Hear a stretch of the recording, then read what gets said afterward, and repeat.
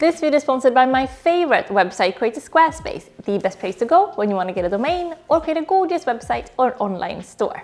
I don't know about you, but 2022 was not a healthy year for me. It was so hectic for me, with first finding a flat, then buying it, then planning to renovate it, and right now we are smack in the middle of renovations. Not to mention going into submissions with my novel and getting a publisher and editing and all of that. The nerves on me last year. And not to mention everything going on in the world in general. And oh yeah, then I ended the year with a bang. First COVID, then being well just for like 5 days before coming down with a 4-week flu over both Christmas and New Year's. So 2022, unhealthy, both with stress and various infections. So when life gets really stressful like that, I feel like finding a smashing healthy routine that works as well as possible even in like chaotic times. Do you also feel like that? The more stressed you are, the better your healthy choices and routine needs to be? Or do you just kind of accept the chaos and let go of everything? I did do a bit of that too last year, to be honest. Anyway, I thought I'd just go over what like a normal work day looks like for me, even when I'm stressed, and how I like incorporate these healthy and sometimes a bit weird habits and choices throughout the day. And ooh yes, I finally have the cover of my novel Okay Days to show you later in this video, so stay tuned for that. Alright, this one is a massive game changer for me. Seriously, my life has become like maybe 25% easier overall since starting to look at the morning work session as the only work session. No, hear me out with this. Instead of viewing my workday as split in the middle by lunch, I consider those like early morning hours as like, that's it. Because I know myself and my brain so well by now, and in the morning my brain is so high voltage compared to like my sluggish afternoon brain. So I get up at like around 6:30 and I wash my face, I brew my sencha tea, and I put on like my linen shirt work from home uniform, and by 7 or so I'm at my desk. So I plan YouTube videos, or I shoot YouTube videos, or I write or edit my novels or stories, focusing on those like big marathon ongoing tasks. And all throughout the morning, I'll sip my sencha tea with a bit of matcha powder mixed in. So I'm like slushing my inside with antioxidants all morning through. And then when I break at around noon for lunch, I've gotten such a dramatic amount of work done with like super focus that it's okay for my brain to start to slow down and get sluggish in the afternoon. I think all of you who work from home, you will know what I'm talking about, since if you go to an office, there are these like natural breaks because of meetings or a colleague coming over to talk about something, and you don't get into that deep focus that you get when you work by yourself. At least that's how my brain works. So when working alone and David is in the other room, I can do like 5 hours with more or less no break and get so much more work done in those 5 hours than I would in an 8-hour day in an office. So I think it's healthy to give my brain a break in the afternoon and not expect it to go back into that deep focus again for the day. And I know that before, I always used to sort of force my brain back into focus in the afternoons as well. And let me tell you, that's the recipe for burnout. So I'm trying to be a bit kinder to myself and not go so hard. But I mean, everyone's brain is different. I know that there are plenty of night owls out there who can't get into focus that early in the morning. And some people are even sharpest in the afternoon, although I have to say, that's bonkers to me. So lately, my deep focus morning sessions have had a lot to do with the novel. We're in like the final stages now. The book is edited and typeset, and you guys, I now have the final cover to show you. My publisher sent me a dummy, so it's another book that they've just put a printout of the cover around. So this isn't the final texture of the cover, and it's not even my book that is covering. It's just to give you, and me I guess, an idea of what the final hardback will look like once we have them. Are you ready? Shit, I'm actually a little bit nervous now, but okay. YouTube people, meet my Okay Days. Isn't she gorgeous? I love everything. The sharp, crisp block colors, the sort of weird, unique, playful poses of the main characters, and maybe most of all, that the illustration wraps around the book and even into the inside flaps. So look, here's Sam on the front, and this sneaky little hand wrapping around to the back is Luke. And I mean, look, it's mustard because obviously it is.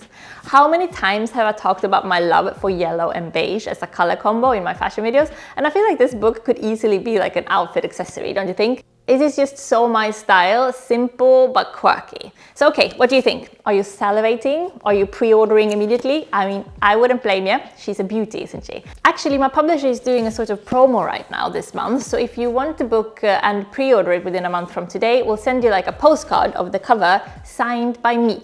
I'll put the details about all this down in the description, of course, with pre-order links too. God, you guys, this is such a childhood dream come true. Seriously, if 12-year-old Jenny could see me now.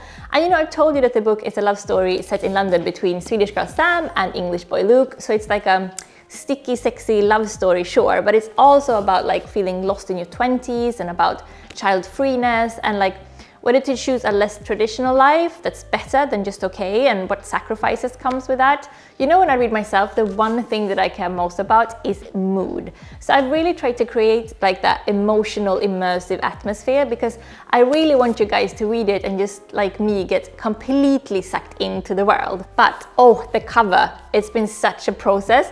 And I feel like I'm so lucky because my editor Joe and my designer Sarah at my publishers have really let me get super involved in the process. But oh man, it has been so much fun and also seriously nerve-wracking because it's like, how many years have I been on YouTube now? I know the importance of a good thumbnail. So this autumn has just been about finding the right illustrator for the job, which turned out to be really hard. Like the designer Sarah would send over a bunch of different ideas and then we took a couple of wrong turns, and then finally, really late in the game, when we all started stressing about time, I randomly came across this illustration and I fell in love with it so hard. I mean, Faye's style is just amazing. Look at the stuff that she's done before, and luckily Faye had time to take on the project. By the way, Faye designed the cover for I'm Glad My Mom Died. That's been everywhere lately. Have you seen it in the bookshops? I just love that cover. It's so unique. So ever since early January, it's been like back and forth with Faye and Sarah and me and Joe. And yes, even though it's been nerve-wracking and the cover is the first thing a potential reader sees of the book, it has also been so hella fun, to the point where I'm like getting so geeky about lines and angles and colors and fonts and ooh, paper quality. I'm such a sucker for that stuff. Okay, so morning session done, which is by far the biggest chunk of my day. The next healthy part of my routine is the lunch break. I eat the same thing for lunch every day, and I mean every single day, which I know is a little bit weird, but I got my reasons. So I'll switch it up depending on like time of year, and of course, since it's still chilly outside, I have to go for noodle soup. Noodles, organic veggie stock, broccoli and kale and tofu and some other raw veggies for the crunch, and all the hot sauce, plus a splash of rice vinegar, of course. I mean, I'm not a barbarian. And then to like up the healthiness a little bit, I also like adding ginger and garlic. I mean, why not? It's tasty too. I like eating a lunch that's light enough to not like make me super heavy and fall asleep, but will still keep me full until like my 5 or 6 p.m. snack.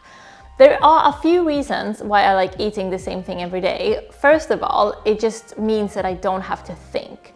My job is just like so packed with making micro decisions all day that I don't want to have to think about what to wear or what to eat. So I have the same uniform every day and I have the same food ingredients every day. And secondly, it helps with food waste and makes food shopping so much easier when you just buy the same things over and over. And also my tummy gets used to the ingredients and that helps with my digestion a lot, which is good considering that straight after lunch, it is time for the daily workout session. Now, hear me out. I know that this is also a little bit strange because I know that exercising straight after eating is kind of doing it the wrong way around, isn't it? And it can make you feel a little bit queasy and nauseous. So David and I, we used to go to the gym first thing in the morning, but now we just find that we can't waste those like super precious morning hours when our brains are the most awake and alert at the gym. So instead we work out when our brains are at the absolute most tired, which is straight after lunch. At the gym we do like cross trainer first and then either upper or lower body strength training. But since we've been temporarily renting this place during the renovations, I've actually changed my workout routine up. So a couple of times a week I do a 60-minute Pilates YouTube class, and then the other days we go for like a 10K walk. And I actually like it so much more than the gym, because the gym, can I be honest, I hate it. I really do. I hate it. When we get back home, I might just cancel my membership and just stick to the at-home Pilates. Do you work out at home or at the gym? Tell me, what do you prefer? When we get home from our walk or the gym is usually around 4-5 p.m. and by that time I'm really tired and like ready to start winding down.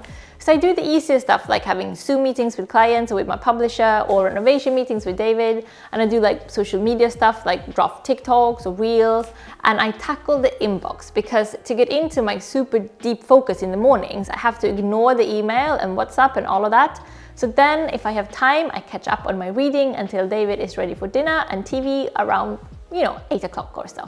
If there is one thing I really want to have as a quite strict daily routine, it's my sleep. I mean, we're such creatures of habit that it's totally possible to train our sleep cycle. I mean, for most of us anyway. And I'm so lucky with sleep. It comes very easily to me, even when I'm stressed. I try to be in bed before 11. I read just like a page or two and then I'm out. Let me be honest though, for the first time in my life, this last month or so, I've been having trouble sleeping. Even my incredibly robust sleep pattern has been messed up, and the reason, renovations. Jesus, is stressful. I wouldn't recommend it to anyone. But normally, if I get anywhere between like 7 or 8 hours, I'm golden. If I get less than 7, or actually if I get more than 8 too, I will feel a bit weird the day after. I don't like setting an alarm, but because my sleep cycle is such a habit, I tend to wake up by myself at around 6:30 anyway. And if I don't, David will wake me up. But I can snooze him for 5 minutes if I want. How are you guys sleeping? Do you also have like a quite fixed cycle, or does it change every day? Anyway, I feel like this routine works so super well for me, and it makes it easier to like stick to healthy choices with food and working out and sleep. And especially in like stressful renovation times, I need to just keep up my routine, do my work, keep my head down and not think too much, because God help me, I am an overthinker. But soon the renovation will be done, and then it will be my birthday and then David's birthday and then book launch. So I so much hope that you guys will want to read it and that you love the cover, and that if you do buy it, that you will send me photos of it in your bookshelf. Oh, and yes, don't forget about the giveaway if you want to get like a personal signed postcard as a memento. All the info is in the description. Thanks for letting me talk all about staying healthy even when bloody stressed, because I really needed to hear this myself today. Hope you guys are going through a lot calmer times than I am. Please give me your best pep talk in the comments, especially if you've been through renovations or work stress yourself lately, and give me a like if you enjoyed this video, plus of course click subscribe if you are new to my channel. Otherwise, see you in the comments. I am dying to hear what you think of the gorgeous cover. Do you want to create a beautiful site, maybe start your own blog? If so, you should definitely do it with Squarespace. They have great blogging tools to share your stories, photos and videos to make it easy to reach your audience. You can of course also auto-post your content to Twitter, Facebook or Tumblr, and simply schedule your posts for them to be properly tagged, and the descriptions and titles will show up correctly. You can also add your social media accounts to your site so that it's easy for your readers to find you everywhere. Squarespace also have great traffic analytics so that you can see how many people are visiting your site, how long they're staying for, where they're coming from or what they're interested in, like fashion or books or minimalism, for example. So what are you waiting for? Go get your free trial today at squarespace.com, and when you're ready to launch, go to squarespace.com/jennymustard to get 10% off your first purchase of a website or domain. Thank you so much for today, guys. See you soon. Puss puss and hej då!